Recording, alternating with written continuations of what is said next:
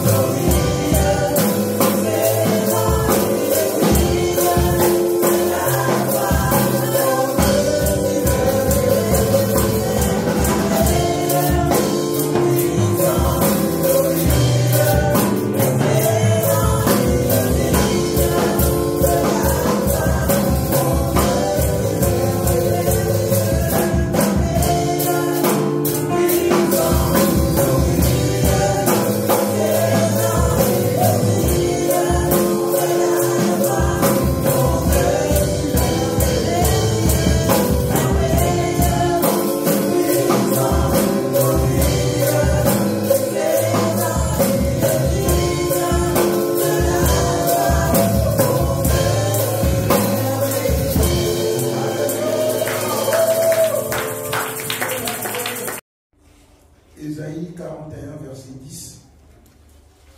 Je vais lire au nom de Jésus. Amen. Amen. La Bible déclare: ne craignez rien, car je suis avec toi. Ne promène pas des regards inquiets, car je suis ton Dieu. Nous pouvons prendre place. Ici, c'est le Seigneur qui parle. Il te parle en ce moment. Alléluia. Amen. Il te dit simplement: ne crains rien. Et il répond en même temps. Parce que ça peut arriver que tu poses la question au Seigneur: pourquoi dois-je rien craindre? Et il te répond simplement: parce que je suis ton Dieu. Alléluia. Amen. Et lorsqu'on parle d'un Dieu, on voit quelque chose de plus grand, de quelque chose de plus puissant. La fois passée, j'en ai parlé, j'ai donné l'exemple des Qatariens qui sont puissants, qui achètent, ils ne regardent même pas les chiffres. S'ils ont besoin d'un tel, ils les font venir à Paris, ils ne calculent pas. Ils sont tellement puissants. Mais ici, Dieu se présente, il dit: je suis ton Dieu. Autrement, nous pouvons dire que Dieu veut te donner une assurance. Pourquoi tu ne dois plus être inquiet ou avoir peur? C'est une assurance que Dieu veut te donner. Alléluia. Et il te demande, après d'avoir cette assurance, de changer ton attitude. Et il te dit: ne tourne plus, ne promène plus des regards inquiets. Alléluia, peuple de Dieu. Amen. Ne crains rien, car je suis ton Dieu. Pourquoi? Parce que je suis ton Dieu. Parce que je suis quelqu'un qui peut tout faire. Parce que j'ai le pouvoir sur tout. La Bible nous dit: il créa le ciel et la terre rien que par sa parole. Il appelle les choses qui n'existaient pas en existence. Quand je vous donne cet exemple, ça montre la grandeur de Dieu. C'est-à-dire que nous avons affaire à une personne qui n'est ni limitée dans le temps, ni dans les circonstances, où rien ne peut résister. Et il se présente devant toi, il te dit: je suis ton Dieu. Il te parle avec assurance. Et il te donne maintenant des ordres. Il te dit: ne promène plus désormais des regards inquiets. Alléluia. Ces versets, moi, lorsque j'ai commencé à méditer sur ces versets, c'est ce que j'ai compris dans ces versets. Dieu se présente face à un homme qui est perturbé, qui est tourmenté, qui est angoissé. Il te dit: je suis ton Dieu. je suis ton maître, je peux tout. Et arrête ce que tu penses. Arrête de promener des regards inquiets. C'est une assurance énorme. Pourquoi Dieu veut nous assurer? Parce que, en étant dans la chair, Dieu permet à ce que nous puissions rencontrer des problèmes qui peuvent nous faire peur. Alléluia. Il sait. Voilà pourquoi il a besoin à chaque fois de nous rassurer. Et ces écritures sont importantes pour nous. Nous devons les retenir dans nos cœurs. La Bible nous dit, je serre ta parole dans mon cœur afin que je ne puisse pas pécher contre toi. Et mais cette parole-là, ce n'est pas pour que tu puisses pécher, mais c'est pour que tu puisses avoir de l'assurance au moment de la détresse. Amen. Voilà pourquoi il est important de ne pas réciter vaguement les versets, mais de connaître la substance de ces versets, le contenu de ces versets. Au moment où le problème viendra, au moment où tu seras face aux difficultés, tu te souviendras de cette parole, que je ne suis pas seul. Il y a un Dieu avec moi, qui me donne de l'assurance et qui me donne des ordres de ne plus promener des regards inquiets. Parce que nous sommes des hommes. Et lorsqu'on promène des regards inquiets, c'est-à-dire qu'ils commencent à avoir peur. Des fois, nous traversons des situations qui nous font peur, qui nous angoissent. Des fois, nous nous sentons seuls. Tu regardes derrière toi, il n'y a personne. Ni ta famille, ni ton frère, ni ton ami. Tu es seul. Moi, je vais parler de mon cas. J'ai passé 2 semaines à l'hôpital alors que je n'avais pas de papiers. Vous savez, quand vous n'avez pas de papiers, vous n'avez ni chômage, vous n'avez ni arrêt maladie. Vous ne comptez que sur votre travail de chaque jour. Et moi, je n'avais rien. Je ne comptais que sur mon travail. Et j'ai passé 2 semaines angoissantes sur les lits. Oui, j'étais malade, mais j'avais envie de sortir de l'hôpital pour aller travailler parce que je savais qu'en sortant de cet hôpital-là, je ne pouvais compter sur personne. Et j'ai pleuré. C'est le moment où tu te sens seul. Seul. Où tu n'as même pas envie de manger, même pas envie de parler à quelqu'un.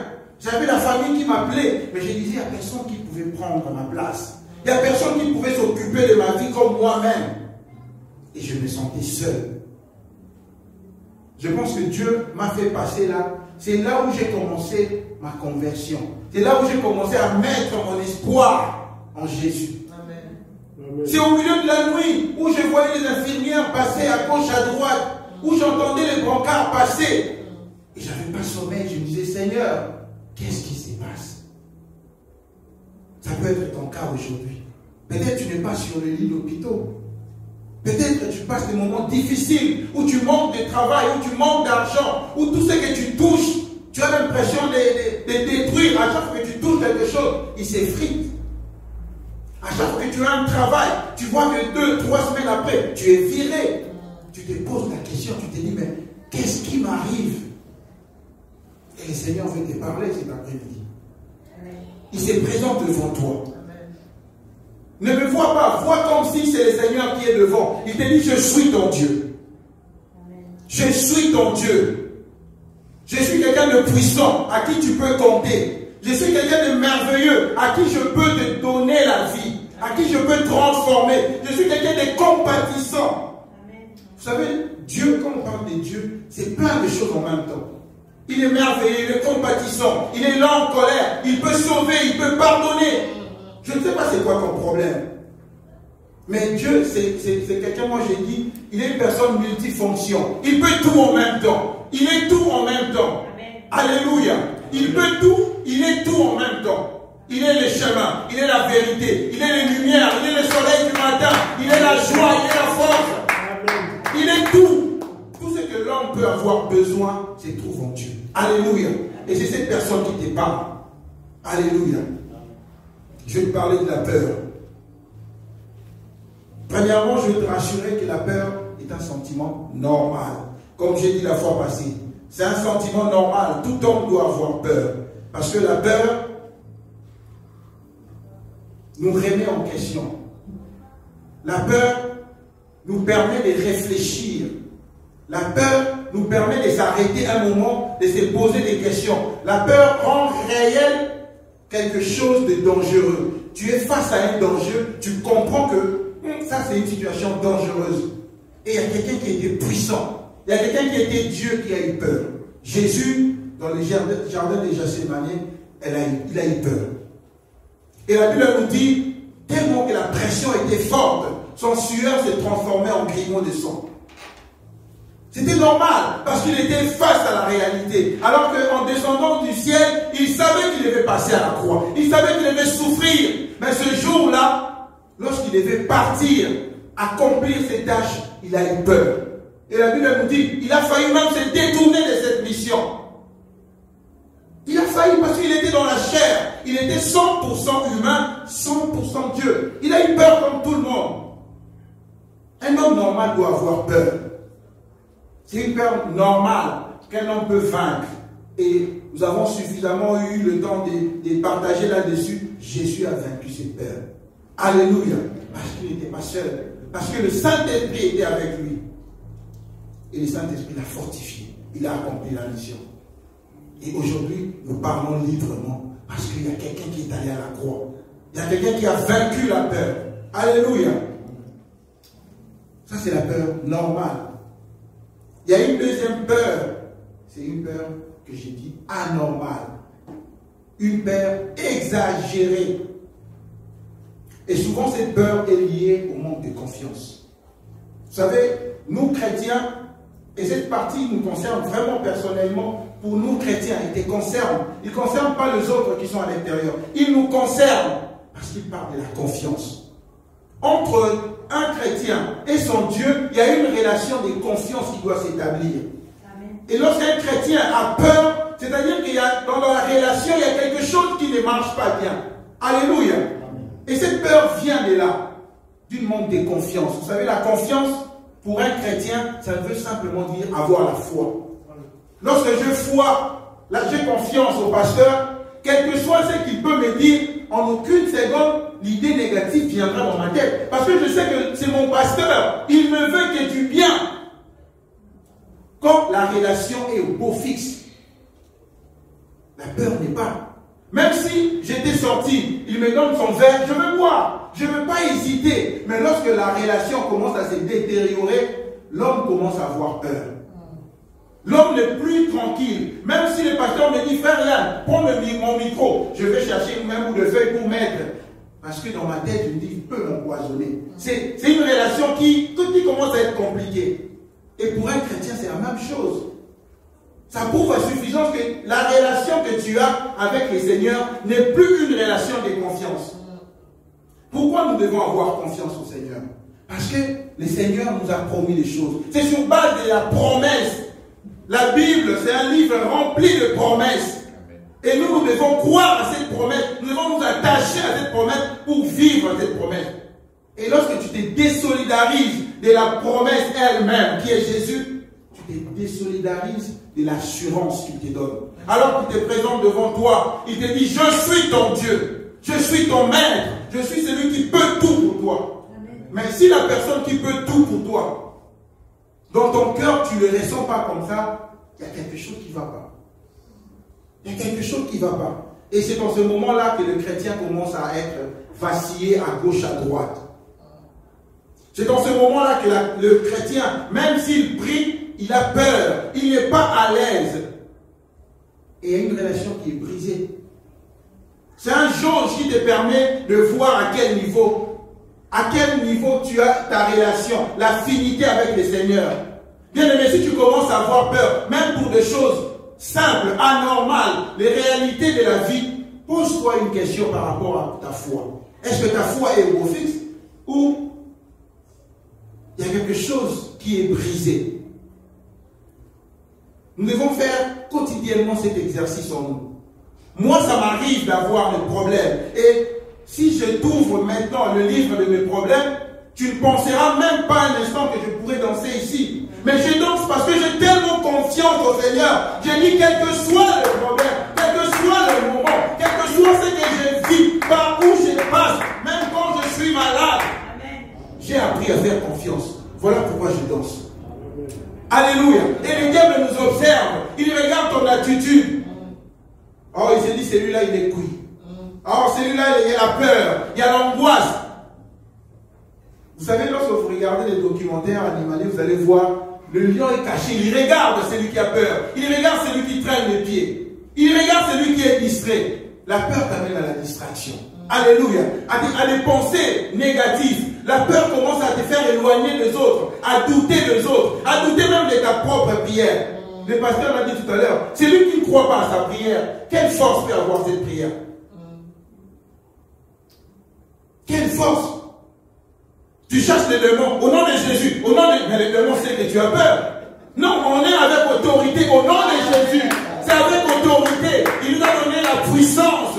Il nous a donné un esprit d'autorité, pas de timidité. Un chrétien timide, c'est un chrétien qui doute de sa foi, qui doute de son Dieu. Alléluia. C'est ça la peur négative. C'est ça la peur négative. La peur qui te pousse, lorsque tu as un conflit, la direction c'est la porte. Lorsque tu ne comprends pas bien les choses, la direction c'est la porte. Tu ne décroches plus au téléphone de frère. Parce que tu es un chrétien, la relation n'est pas stable. Si tu as confiance, tu viendras voir les frères. Mon frère, j'ai entendu ça, qu'est-ce qui se passe? Dans la paix, dans l'amour, vous allez vous expliquer. Et tout ce que tu penses vont tomber. Mais un chrétien qui n'est pas sûr de lui, sûr de son Dieu, sûr même de son église, c'est un chrétien qui prendra toujours la porte. Et crois-moi, tu peux faire cette expérience, changer d'église en église en église. Chaque église a ses problèmes. Là où il y a 2 ou 3 personnes, il y a toujours eu des soucis. Parce que nous sommes humains. Parce que chacun de nous a ses faiblesses, chacun de nous. Mais dans l'amour, on peut résoudre beaucoup de problèmes. Crois-tu que lorsque tu quittes ta famille, tu iras dans une famille où il n'y a pas de soucis? Mais je n'ai jamais vu personne qui a quitté sa famille. Même pendant des moments de dispute, ne me parle plus. Vous allez le voir 2 jours, 1 mois après. C'est dit, c'est mon sang. C'est mon sang. Quel que soit le problème. Mais l'église, nous sommes réunis, nous sommes frères et sœurs, parce que nous avons un même Père. Alléluia. Parce que le seul sang de Jésus nous a sauvés. Nous avons aussi l'alliance du sang. Et la plupart des cas, le sang dont nous parlons, elle sèche vite après la mort. Mais le sang éternel vit avec nous. Alléluia. C'est ce qui nous permettra de se retrouver au ciel, de voir la sœur Brigitte, de dire, oh ma sœur, tu es là, je suis dans la joie. C'est le sang éternel. Ce n'est pas le sang que nous vantons matin, midi, soir. C'est mon sang, c'est mon frère. Et même lorsque ces frères-là vont mourir, on te dit, va avec lui, tu diras non. Alléluia. Va avec lui, tu diras non. Ah, c'est mon mari, va avec lui dans le tombeau. Tu diras non, j'ai envie de vivre. Non, bien aimé, nous ne devons plus avoir peur. Alléluia. Nous devons avoir l'assurance. Et dans la Bible, il y a quelqu'un qui a traversé des moments difficiles. À cause de la parole. Pas à cause des biens de ce monde. Paul et Silas, bien aimés, nous savons pourquoi ils ont été arrêtés. Parce qu'ils parlaient simplement du Seigneur. Ils étaient jetés dans une prison. Mais Paul et Silas étaient calmes. La Bible nous dit même qu'ils chantaient le louange du Seigneur. Parce qu'ils se disaient dans leur cœur, le Messie viendra nous chercher. Tout ou tard, le Seigneur viendra nous délivrer. Voilà pourquoi tu dois être à l'aise. Le problème, bien aimé, jusqu'à ce que l'Éternel vienne nous chercher, nous serons confrontés au problème. Et la Bible nous indique que nous allons de pire en pire. Maman Brigitte venait nous parler des situations graves qui sont votées, qui sont à l'heure actuelle déjà mises en place. Il y a beaucoup de restrictions qui s'est fait. Il y a beaucoup de restrictions et ça fait peur. Mais nous avons confiance que quel que soit, parce que nous savons les Écritures. Bien aimé, lorsque tu lis les Écritures, lorsque les choses arrivent, tu sauras comment faire. Parce que tu es prévenu. Une personne qui sait qu'il va pleuvoir, il sortira avec son parapluie. Alléluia. Mais les chrétiens aujourd'hui, nous sommes surpris de la situation parce que nous ne lisons pas, nous ne comprenons pas les signes de temps. Que les gens deviendront amoureux de l'argent. Alléluia. Et nous sommes là étonnés, mais ils aiment beaucoup l'argent. Et les églises aujourd'hui, mais non. C'est parce que nous ne lisons pas suffisamment la parole du Seigneur. Amen, Église, la peur. Nous devons chasser la peur. Et lorsque nous nous convertissons, nous avons une assurance que nous ne sommes plus seuls, qu'il y a le Saint-Esprit qui est avec nous. C'est le Saint-Esprit qui va maintenant nous aider. Dans le moment de tristesse, dans le moment d'angoisse, dans la peur, c'est le Saint-Esprit qui viendra nous consoler. Il viendra te fortifier.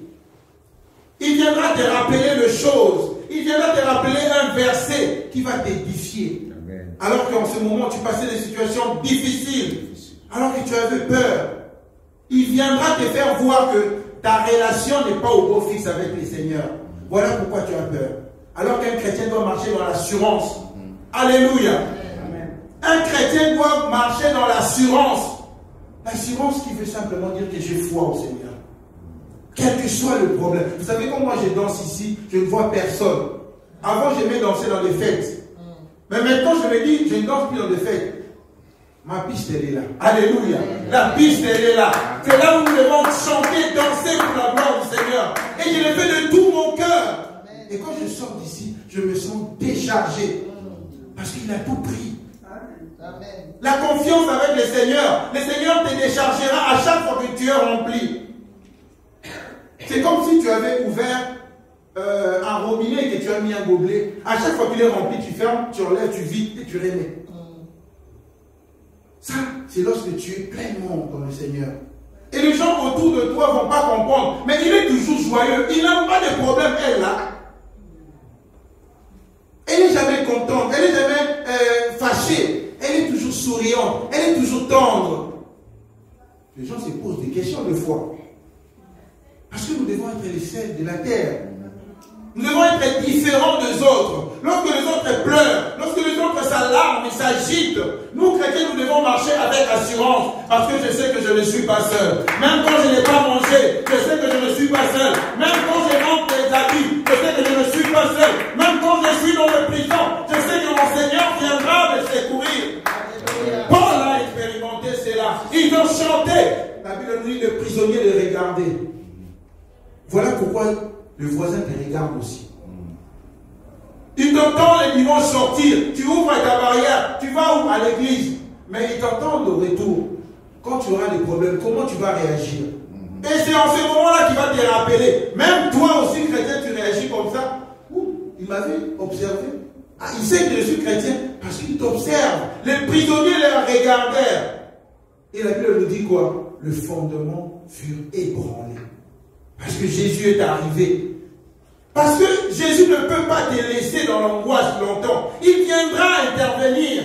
Il viendra te soulager. Il sait qu'en étant dans la chair, tu ne peux pas supporter la pression éternellement. Voilà pourquoi il nous appelle. Venez dans moi, vous tous qui êtes fatigués, chargés. Je vous donnerai quoi? Du repos. Amen. Je vous donnerai du repos. Amen. Jésus a besoin de te donner du repos. Mais le pont est coupé. Comment le repos va arriver? Le pont est coupé, la relation est brisée. La relation, l'assurance est remplacée par la peur.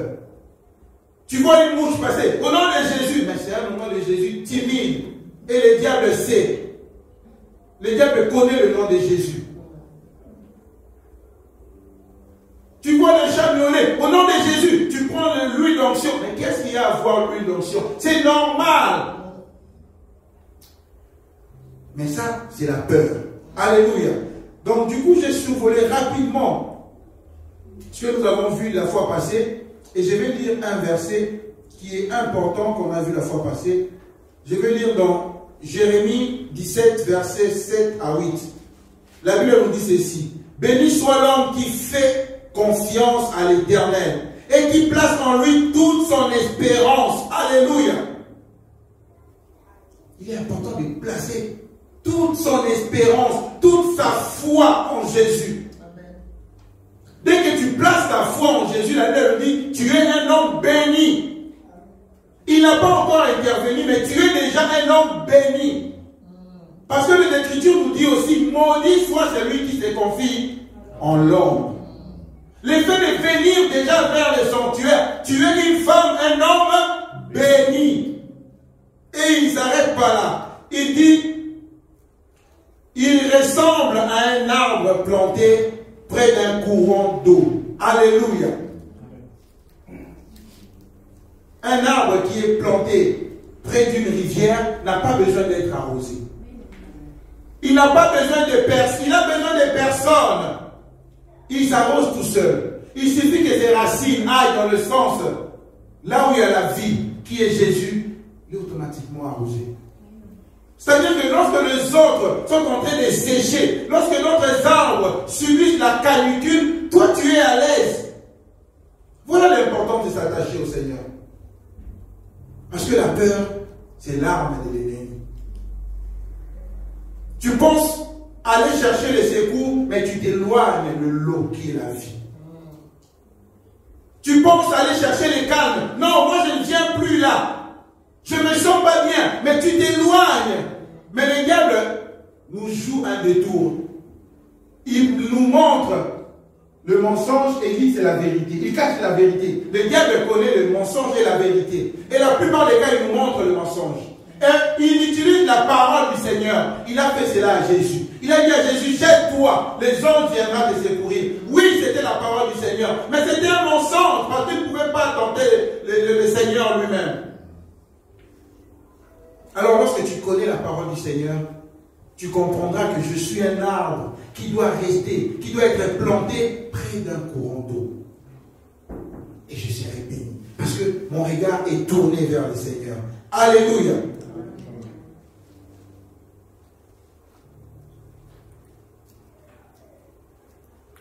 J'aimerais bien aussi lire ces versets dans Ésaïe 43, verset 1er. Si tu traverses de l'eau, je serai moi-même avec toi. Alléluia. J'ai toujours lu ces versets, mais la révélation que j'ai aujourd'hui, ce n'est pas ce que j'avais hier. Pourquoi je dis ça? Parce que je lisais ces versets d'habitude, mais je ne comprenais pas cette différence. Lorsque le Seigneur dit « moi-même », et j'analyse, je me dis, mais c'est-à-dire qu'il y a d'autres soucis qui m'arrivent, il y a d'autres problèmes qui m'arrivent, le Seigneur n'envoie que des anges. Il sait que bon, Gabriel peut résoudre ces problèmes. Mais là, il nous dit, moi-même je descendrai. C'est ce même Dieu qui s'est présenté comme ton Dieu. Il te dit maintenant, c'est lui-même qui veut descendre. Il va descendre pour ton problème. Il va descendre pour te secourir. Il va descendre pour te sauver. Et pourquoi il va descendre lui-même? Parce qu'il sait que tu es limité. Tu es limité. Il dit, je serai moi-même avec toi. Si tu traverses le fleuve, ils ne te submergeront pas. Alléluia. Si tu marches dans le feu, tu ne brûleras pas. La flamme ne te fera pas du mal. C'est une histoire, vous pouvez dire, mais la flamme, elle brûle. Mais nous avons aussi entendu, nous avons lu l'histoire des Meshach, Shadrach, Abednego. Ils étaient dans le fourneau, prêts à brûler. Et on augmentait la température jusqu'à atteindre le maximum. Mais nous avons vu que ces hommes-là n'ont pas brûlé. C'est-à-dire que Dieu, lorsqu'il te fait la promesse, il veille sur sa promesse pour que sa promesse se réalise. La Bible nous dit, il est derrière sa parole. Il court derrière sa parole pour que ta parole se réalise. Voilà pourquoi nous devons avoir foi. Nous devons avoir confiance en notre Seigneur. Nous ne devons pas nous limiter à regarder que nos problèmes. Et fais une expérience. Depuis que tu étais jeune, jusqu'à aujourd'hui, tu en as connu des problèmes. Et ces problèmes-là sont passés. Rien ne reste éternel. Rien ne reste éternel. Tout passe dans la vie. Tout passe dans la vie. Même nous-mêmes, nous passerons un jour. Alors que tes problèmes ne t'effrayent pas. Les difficultés d'aujourd'hui ne puissent pas t'éloigner du Seigneur. D'ailleurs, ça va être pour toi une occasion de se rapprocher du Seigneur. Et moi, c'est quelque chose de personnel. De plus en plus que j'ai des difficultés, de plus en plus je prie encore fort. Deux fois je rigole, je me dis, mais le Seigneur me permet ça pour se rapprocher encore. Mais qu'est-ce qui t'arrive toi? Lorsque tu as des difficultés, qu'est-ce que tu fais? Réponds toi-même. On n'a pas besoin d'entendre. Réponds dans ton cœur. sens blessé, lorsque quelqu'un te blesse, quel est ta réflexe? Dis-moi un peu. Quel est ta réflexe? Qui peut être courageux de dire sa réflexe? Alléluia. Qui peut être courageux de dire qu'est-ce qu'il a? Moi, ça me rapproche encore du Seigneur. Ça me donne encore envie de prier. C'est comme un nouveau challenge qui s'est mis en face de moi. Je dis, Seigneur, je veux le vaincre. Ça ira. Je vais terrasser mes ennemis. Non, les ténèbres ne régneront pas toujours. Et je commence à déclarer des choses. Parce que je sais que tôt ou tard, comme pour Simon, Dieu a intervenu. Pour moi, il viendra aussi me secourir. Alléluia. Pour toi, il viendra. Il dit qu'il descendra lui-même pour te secourir. Il fera tomber le mur de ton adversaire. Souvenez-vous, Pharaon et toute son armée étaient derrière les enfants d'Israël. Alors que lui-même, auparavant, il a donné l'accord, sort. Mais lorsqu'il s'est retourné sur sa parole, Dieu les a engloutis. Je veux que Dieu engloutisse tes adversaires au nom de Jésus. C'est ça ma prière de cet après-midi. Que toutes les chars qui sont derrière toi, qui t'attaquent, qui veulent du mal dans ta vie, qu'ils puissent être engloutis. Alléluia. Pour que tu puisses témoigner la gloire du Seigneur. Amen. Et je vais aller très rapidement. Notre sous-terme de cet après-midi, c'est une question. Que cache ta peur? Parce que là, nous avons compris que avant, on ne connaissait pas le Seigneur, on ne connaissait pas, on avait peur parce que c'était normal. On connaît le Seigneur, mais il y a certains d'entre nous qui demeurent encore dans la peur, qui restent encore esclaves de la peur. Alors qu'affranchis, nous devons être libérés. Nous devons avoir la foi, marcher avec assurance. Mais il y a d'autres chrétiens qui sont encore esclaves de la peur. Voilà pourquoi je pose la question. Que cache ta peur? Alléluia. Là, je vais lire dans Genèse 3, versets 9 à 10. J'ai lu au nom de Jésus. Mais l'Éternel Dieu appela l'homme et lui dit, où es-tu? Ça, c'est dans le jardin d'Éden.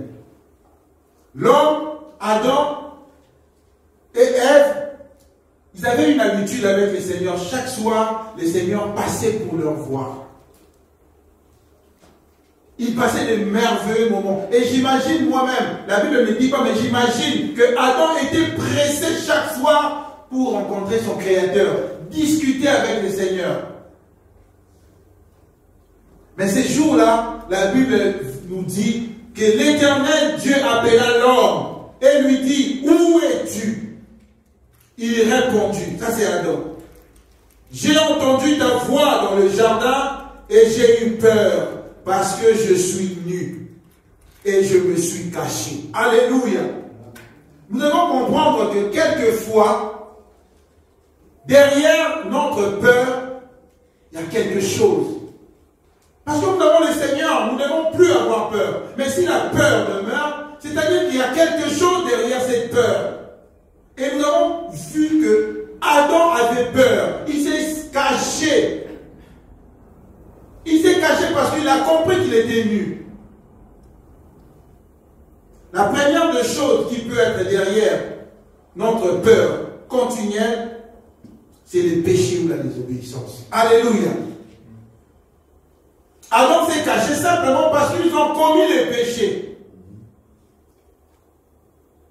Ils ont touché à ce que l'Éternel avait dit de ne pas manger. Ils ont été séduits. C'est ce qui nous fait permettre qu'un chrétien, malgré Jésus dans sa vie, mais un chrétien a toujours peur. Parce que les péchés nous éloignent du Seigneur. Alléluia. Adam s'est caché. Adam a eu peur. Et Dieu le demande, qui t'a dit que tu étais nu? C'est sa conscience. Il savait qu'il a péché. Et il est allé chercher un abri, un refuge. Parce qu'il avait honte. Vous savez, lorsque il y a un homme, vous marchez dans la rue, il y a plusieurs personnes. Dès qu'on dit, hé monsieur, si cet homme-là avait déjà au préalable commis une infraction, toi tu vas être tranquille. Mais vous allez voir, bah, il y a quelqu'un qui fouille. Parce qu'il sait dans son cœur qu'il est coupable. Alléluia. C'est le péché.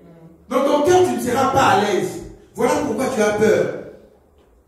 Tu as tout le temps peur. Parce que tu sais que tu ne vis pas la vie de sainteté. Et ça te rend nerveux, ça te rend de foi. Ça te met dans des situations où tu as peur. Peur de venir à l'église. Parce que tu te dis, si on commence à prier, moi je dois aller à la toilette. Parce que j'ai peur de tomber.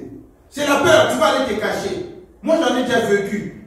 Il y a un frère, à chaque fois qu'on commençait à faire des prières d'autorité, il allait dans la douche, curieusement. Il avait tout le temps envie d'aller à la toilette, ces moments. Parce qu'il se sentait. Non, je ne marche pas bien avec le Seigneur. Donc je dois me cacher parce que je ne veux pas être ridicule. La première des choses, c'est le péché. Alléluia. La désobéissance amène la peur dans la vie. Dans la vie d'un chrétien, je ne parle pas dans la vie de tout le monde. Dans la vie d'un chrétien, parce que c'est lui qui ne croit pas. C'est ce qu'il fait normal pour lui. Mais pour nous qui sommes chrétiens, nous savons que nous devons marcher selon la volonté du Seigneur. Et lorsque tu ne marches pas selon la volonté du Seigneur, ton cœur ne te laisserait pas à l'aise parce que le Saint-Esprit n'est pas à l'aise. Tu as attristé le Saint-Esprit. Voilà pourquoi tu auras peur. Voilà pourquoi la peur demeure dans ta vie. Peut-être que c'est ton cas. Tu te dis, mais pourquoi j'ai toujours peur? Pourquoi dans mon cœur je ne sens pas la paix en moi? C'est une occasion d'aller visiter ton cœur. Est-ce que je marche droit avec le Seigneur? Alléluia. Est-ce que je marche bien? La peur nous amène à se cacher. Alléluia. Tu te caches parce que tu as peur. Tu ne veux pas s'approcher des autres parce qu'ils vont découvrir ce que tu es. Alléluia. C'est la peur que mon comportement puisse être dévoilé aux autres. Que mon attitude puisse être dévoilée. Voilà pourquoi tu dois te mettre toujours en retrait. Parce que tu as peur de parler. Ah, moi je parle mal. Du coup, si je me mets dans le groupe, ils sauront. La peur nous amène aussi, et la désobéissance nous amène à l'hypocrisie. Alléluia. À l'hypocrisie. Tu fais tout pour paraître, mais dans ton intérieur, il y a quelque chose qui ne va pas. Tu vas dans un magasin, tu voles. Mais tu fais tout pour que les gens ne comprennent pas ce que tu es. Ça, c'est le jeu du diable. Alléluia. La première des choses, c'est le péché, la désobéissance. Et la deuxième des choses, c'est la culpabilité. Là, je suis dans 1 Jean 3, verset 20. La Bible déclare, si notre cœur nous condamne, Dieu est plus grand que notre cœur. Il connaît toutes choses. Alléluia. La culpabilité. La culpabilité nous donne aussi la peur. Ne te mets pas à l'aise. Tu sentiras que tu n'as pas la paix. La culpabilité t'enlève ta paix. Tu es dans une famille, tu es entre les amis, tu es dans une fête, mais tu n'es pas à l'aise. Parce qu'il y a la culpabilité dans ton cœur. Ta paix est volée à cause de ce que tu as fait, à cause de ton comportement. La culpabilité t'enlève la joie. Tu n'as pas la joie.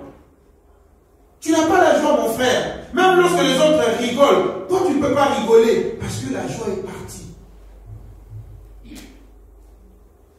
On est entre amis, on a envie de passer du temps avec frères et sœurs. Mais toi, tu as envie de partir plus tôt. Parce que tu ne te sens pas bien avec les autres. Que cache ta peur? C'est ta culpabilité. Et la culpabilité, c'est le jeu du diable. Il te dit, malgré que tu as reçu le Seigneur, tu es passé dans le eau de baptême. Mais regarde ta vie.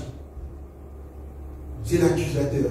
Regarde ce que tu as fait hier. Alors que tu as déjà demandé pardon, Seigneur. Il ne te rappelle que de mauvais souvenirs. Il ne te parlera pas des choses positives que tu as fait.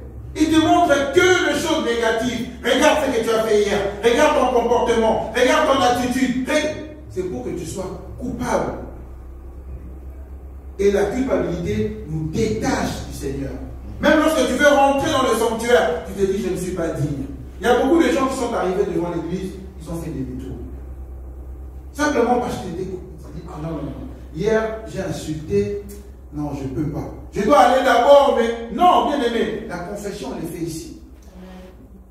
Mais le diable va te miroiter autre chose. Il va te dire, non, il faut que tu pries d'abord. Laisse un peu le temps. Alors que la relation avec le Seigneur doit être toujours là. Nous ne devons jamais, il n'y a pas de vide. Mais le diable, c'est un menteur, le père de mensonge. Il va te dire des choses. Non, ces derniers temps, il faut que tu t'éloignes un petit peu. Que tu te soignes un petit peu. Il va te montrer même des vocabulaires, même des formules. Non, je veux un peu me soigner. Mais bien aimé, c'est ici qu'on se soigne. On est à l'hôpital. Alléluia. L'église, c'est comme un hôpital où tout le monde vient avec des problèmes et chacun sort avec des solutions. Ce n'est pas à la maison que tu vas te soigner. Ce n'est pas dans ta chambre que tu vas te soigner. C'est à l'église. Mais le diable va te montrer autre chose. Il va te dire non. Tu as discuté hier avec frère. Non. Si je viens, je veux le voir. Je n'ai pas envie de voir ta tête. Donc du coup, je reste chez moi. J'attends que la colère s'abaisse. Non, c'est le jeu du diable. Quand tu viens, tu entends la parole, le Seigneur va te parler personnellement. Et ça serait pour toi une occasion d'aller voir ton frère pour arranger. Mais quand tu restes chez toi, mais quand tu bloques les gens sur les téléphones, tu t'éloignes et tu rentres dans le jeu du diable. Toutes ces choses, c'est pour que nous puissions comprendre comment le diable fonctionne. Qu'est-ce qui se passe dans nos vies? Parce que des fois, nous nous posons des questions. Mais cet après-midi, le Seigneur te parle, il te répond. Romains 8, 33. La Bible nous dit, qui accusera les élus de Dieu? Qui peut t'accuser? Qui peut t'accuser? Qui accusera les élus de Dieu? C'est Dieu qui les justifie. Dieu nous a justifiés déjà à la croix. Il nous a sauvés. Nous ne sommes plus les chrétiens qui vont passer dans la condamnation. Nous n'avons simplement besoin que de fléchir nos genoux, de reconnaître. Et la Bible nous dit, il est compatissant. Il est là en colère et riche en bonté. Il suffit que tu dis, Seigneur, je reconnais mes fautes. Je reconnais mes transgressions. Lui qui est juste et fidèle, il va te pardonner. Mais le diable nous joue un détour. Il nous dit non, tu en as trop fait, le Seigneur est fatigué de toi. Non, le Seigneur ne peut pas se fatiguer de toi. Alléluia. Le Seigneur est là pour toi. Il te dit reviens à chaque fois. Même quand tu parles, il te dit reviens. Et si tu lis la parole de Dieu, tu verras que reviens, c'est écrit plusieurs fois. J'ai essayé de compter, mais je n'ai pas pu. Reviens. Parce qu'il sait que nous allons nous détacher. Il sait que nous allons partir. Il sait qu'à un moment, nous allons être séduits. Mais ils nous disent quoi?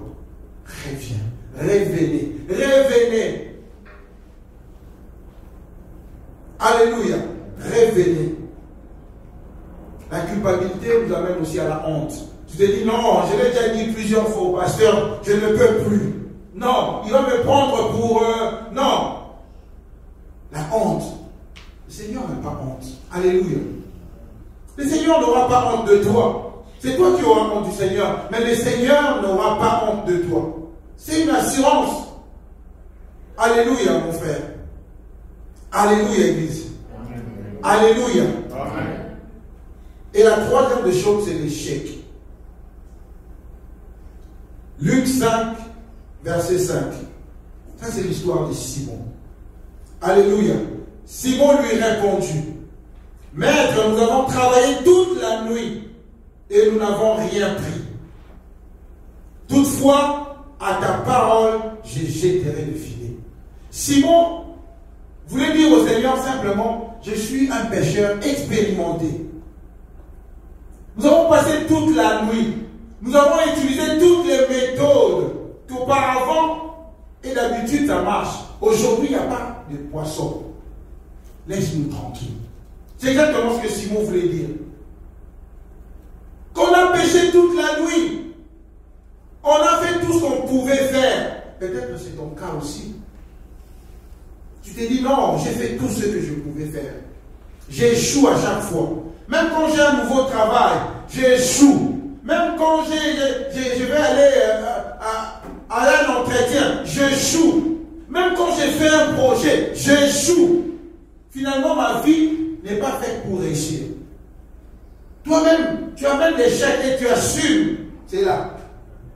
Et tu vas même plus loin. Tu te dis, notre famille, c'est toujours comme ça. Nous, on y va plus loin. On n'avance jamais. On n'avance jamais. On fait que le petit boulot, l'essentiel qu'on vit. Tu as mis une barrière. Et tu donnes même des exemples. Mais tu es enfant de Dieu et tu as une relation particulière avec le Seigneur. Le Seigneur ne te voit pas comme ton oncle. Le Seigneur ne te voit pas comme ta mère. Il ne te voit pas comme ton fils. Le Seigneur te voit autrement. Et moi, je me dis toujours, les victoires d'aujourd'hui sont les échecs d'hier. Alléluia. Je suivais un documentaire sur la création des avions. Ils ont échoué plusieurs fois pour faire monter un avion. Ils ont échoué. Il y a des gens qui sont partis. Ils ont volé 1 heure après, ils sont tombés. Mais ils n'ont pas lâché. Ils n'ont pas lâché. Sur ta parole, là c'est Simon qui répond maintenant au Seigneur. Sur ta parole, je jetterai le filet. Sur ta parole, il ne parle plus de son expérience, il ne parle plus de son vécu, il ne parle plus d'hier soir, il parle maintenant sur ta parole. Et moi je crois, je sais que sur la parole du Seigneur, sur la puissance du Seigneur, l'échec ne peut plus être notre quotidien qui va nous faire peur. Peur de l'échec? Non. Nous ne devons plus avoir peur de l'échec, bien aimé. L'échec est une école. L'échec nous change, l'échec nous forme. Nous devenons grands après avoir vécu une expérience d'échec.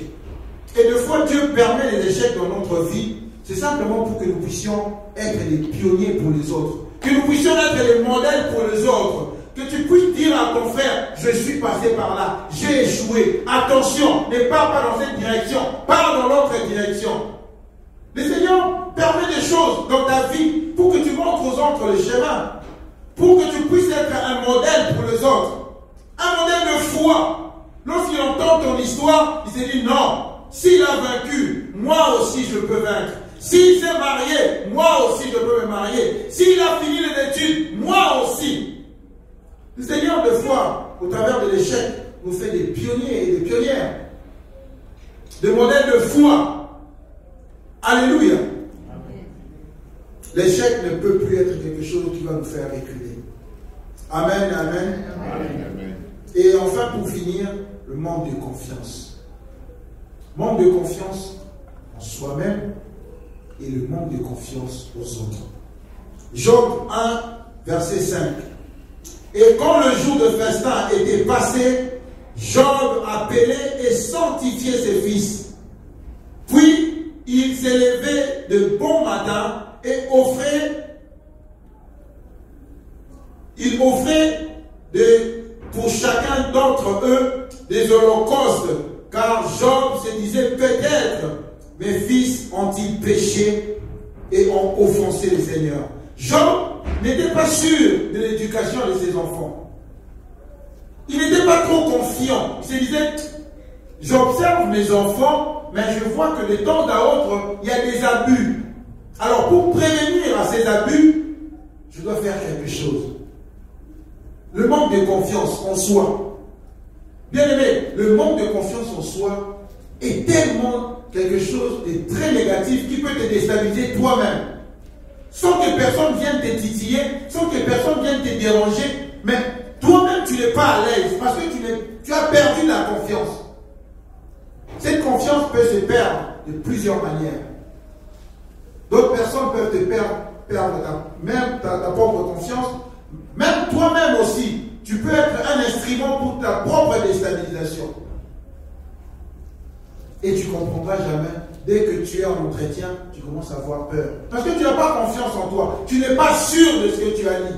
Tu n'es pas sûr de tes connaissances. Tu n'es pas sûr de ton savoir-faire. Alléluia. il est important d'être confiant et donner, savoir donner, faire confiance aux autres. Faire confiance aux autres. Parce que tu ne vivras pas toujours seul. Tu ne pourras pas toujours tout faire seul. Tu auras besoin de travailler avec les autres. Amen. Tu auras besoin d'échanger avec les autres. Tu auras besoin de partager l'expérience avec les autres. Amen. Faire confiance aux autres te permet d'être serein, d'être zen comme on dit. Oui, si une personne te déçoit, ça peut arriver. Mais ne te fatigue pas de faire confiance. Tu es un chef d'entreprise, tu ne fais confiance à personne. Mais comment tu vas léguer le pouvoir? Comment tu vas donner les tâches? Oui, ça n'exclut pas la surveillance, mais il faut savoir donner. Amen, l'Église.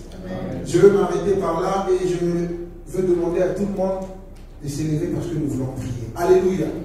C'est des choses, lorsque je parle comme ça, tu te dis, bon, c'est normal. C'est déjà quelque chose qu'on a entendu. Mais sans s'en rendre compte, c'est des choses qui peuvent détruire ta vie. C'est des choses qui peuvent détruire ta famille. C'est des choses qui peuvent détruire ta relation. C'est des choses qui peuvent détruire ta vie professionnelle. Rien que la peur, l'angoisse et tout ce qui peut être caché derrière ces peurs. Amen. Tu en sais plus que moi de tes peurs. Je n'ai pris que quelques exemples parlants. Mais tu sais, qu'est-ce qui te fait peur? Qu'est-ce qui te fait peur? Est-ce que c'est ta maladie que tu n'oses même pas parler à quelqu'un? Est-ce que c'est tes échecs qui te font peur? Est-ce que c'est ta relation avec tes partenaires qui te font peur? Est-ce que c'est la peur des autres qui te rend comme ça? Qui te déstabilise? Qui te rend des fois nerveux? Qui t'empêche même de prier? Qui t'emmène à se cacher, à s'éloigner de l'église, à sortir de l'église? J'aimerais que tu pries cet après-midi. Prie selon ce que le Saint-Esprit va te dire. Mais ce qui est important de neutraliser, de chasser la peur. Chasse la peur maintenant. Chasse la peur maintenant. Il y a la peur. Tu ne peux plus demeurer dans ma vie. La peur est quelque chose de négatif qui détruit les vies. Le manque d'assurance. Cette manque de foi. Oh Père, nous avons besoin de toi. Nous ne voulons plus être esclaves de la peur. Nous voulons marcher avec toi, avec assurance. Nous voulons marcher dans l'assurance. Nous voulons marcher dans l'assurance parce que nous savons désormais que nous ne sommes pas seuls. Que tu es avec nous. Tu nous dis toi-même, tu descendras lorsque la mer va s'élever contre nous. Tu nous dis que 1000 tombent à gauche et 10 000 à droite. Tu nous promets que nous ne serons jamais atteints. Nous voulons marcher dans la certitude avec toi. Nous voulons marcher dans l'assurance avec toi. Nous voulons garder cette relation de confiance avec toi. Nous voulons que notre foi, que nos regards soient braqués vers toi.